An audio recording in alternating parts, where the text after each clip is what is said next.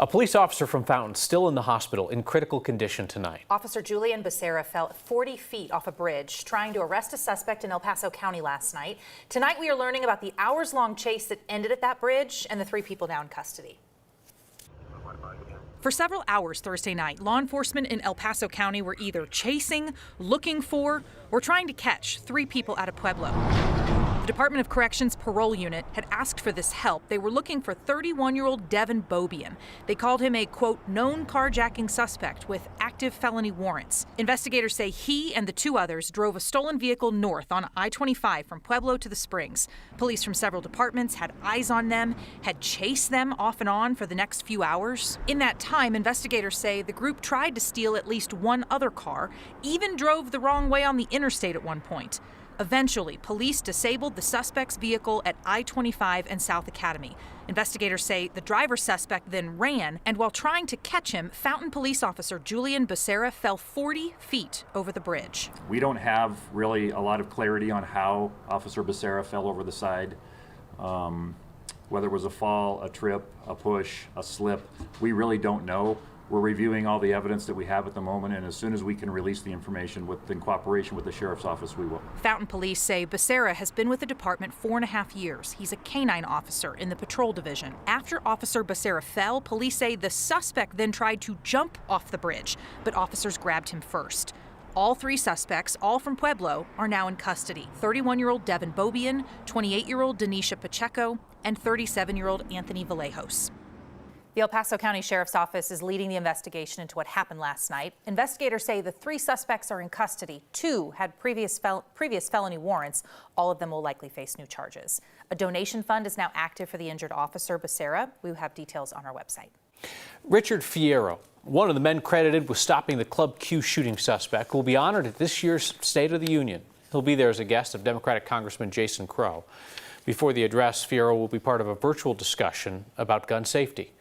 Fierro, who's an Army veteran, was at Club Q that night with his family on December 9th when the suspect came in and started shooting. Fierro's daughter's boyfriend, Raymond Green Vance, was one of the 5 people killed that night. A Denver mayoral candidate who is among the leading fundraisers is also quite prolific at making obviously false claims. Andy Rougeau, a Republican who's put $500,000 of his own money into the race, is campaigning on some statements that are very easily debunked. My name is Andy Rougeau, and I'm running for mayor to fight for Denver's future. But mayoral candidate Andy Rougeau is currently in a battle with the truth. In just one recent interview on George Brockler's talk radio show, Rougeau racked up a whopping 7 false claims. Because when you look at me versus all the other candidates who are all sort of career politicians, the difference is I am the only person who's saying I will enforce the campaign ban. That's not true. Rougeau packed 2 falsehoods into one sentence. He's not the only candidate in the race who isn't a career politician, not even close. Of the 17 candidates for Denver mayor, 2/3 of them are new or relatively new to politics. Rougeau's claim that he's the only candidate saying he'll enforce the camping ban is also not true. Here are the candidates at a recent event, raising their hands to say they'd enforce it. Here it is in bold print in candidate Chris Hansen's homelessness plan. Here's candidate Trini Rodriguez talking about expanding enforcement of the camping ban. Whether they're ready for it or not. Rougeau then dropped another whopper. Because I'm the only candidate with actual business experience in this race. Candidate Kelly Brough ran the Denver Metro Chamber of Commerce. Candidate Kwame Spearman is the CEO of Tattered Cover Bookstores. Candidate Thomas Wolf is an investment banker. Candidate Aurelio Martinez has run a restaurant and a business center. Candidate Robert Trita is a developer. No, I've owned and operated a business in Denver for 27 years, building residential homes and commercial projects. Speaking of building, Rougeau constructed another false claim that people who have built homes are waiting a year for a certificate of occupancy to move in. Yeah, a year of people waiting for a stamp from the government to be able to move into a home that's already finished. That's not true. Denver does have big delays getting building projects approved. But once the build is finished, Community Planning and Development says the final sign-off and certificate of occupancy, that comes in 1 or 2 business days. Rougeau also falsely blamed Denver's pedestrian deaths on jaywalking by people experiencing homelessness. When we're having a spike of pedestrian deaths, mostly caused by homeless individuals cutting across busy streets. The medical examiner statistics show that most pedestrians killed in 2022 were not homeless. Same for 2021 and 2020. The statistics Rougeau cited as pedestrian deaths include other causes of death mixed in, like suicides and falls. Rougeau's wildest claim involves Denver's matching funds for political campaigns. So I'm proud I'm the only candidate who is not taking that funding. That's not true. There are 4 candidates who are not getting the matching funding. Rougeau claimed without offering any evidence that there are mayoral candidates who are paying themselves salaries out of those funds. Denver Election says that would violate campaign finance law. So we are encouraging people to pay themselves salaries for fake runs for mayor. They're paying themselves salaries off of the matching funds? Yes, I think it's criminal. Rougeau wouldn't tell us who he's talking about, so we went through every campaign's expense reports. Nothing there. Rougeau then told us the money's being hidden through payroll companies. Both campaigns using a payroll company provided copies of their payroll forms for us to examine. We found no evidence to back up Rougeau's claim, which Denver Election says it would investigate if he wants to name names and put it in writing. We should acknowledge that is one of the longest fact-checking segments that 9 News has ever aired. Our politics team has been fact-checking candidates in Colorado for years and years, and it's the first time we've ever counted 7 obviously false statements in a single public appearance. State legislators want to address the state's ongoing housing crisis by using public lands for affordable housing. The new proposal would free up vacant parcels of state-owned land. Land would either be leased or sold at a discounted price for affordable housing developments. Colorado owns about 55 vacant parcels, including about a dozen in and around Denver. This bill would also allocate $13 million to help kickstart projects. Other cities like Boston, New York, and San Francisco have adopted some similar proposals. Over at the state capitol, a bill sponsored by Democrats will try and cap costs on auto injectors, best known by the brand name Epi-Pens. That life-saving medicine for certain allergies has also become quite expensive over the years. 9 News reporter Luis De Leon explains why some support this cap idea and others say it still hides the costs.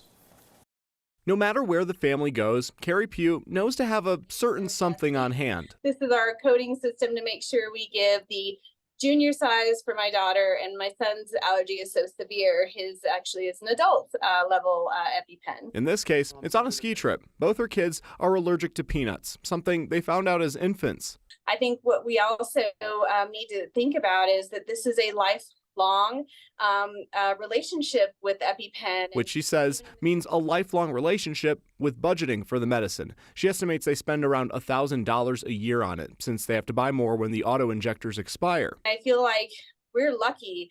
I imagine that decisions like this for a lot of families, especially ours, when we were just starting out, it's the difference between, do we go get tires for the car or do we go get Epi-Pens?